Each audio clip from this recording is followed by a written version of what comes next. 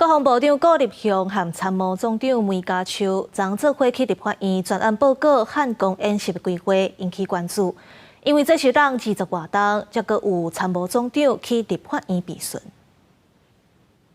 国防部公布，2日早起7点，陆续查到26台强机配合强舰执行联合舰备警巡，伫台海周边的活动。拄到国防部长顾立雄甲参谋总长梅家秋作为到立法院专案报告汉光演习规划，也引起关心。这是20多年来，搁再有参谋总长到立法院备询的第3人。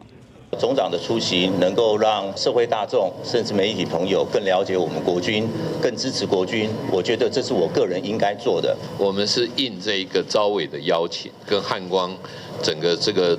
统裁部是由参谋总长来负责。常态的情况之下，应该还是由部长我。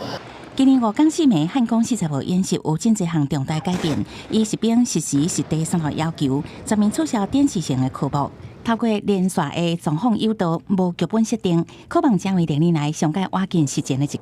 梅家秋指出，这届汉光的训练目标主要是让联兵旅才会战术战级，实在本岛作战环境甲作战计划。这些的联兵旅单位依照我们所给予的响定，还有临机的状况，他要经过判断之后去行动，还是会有一个中心化的指挥，这个不变，但是会有去中心化的行动。ROE 接战规则就要很普遍的下放到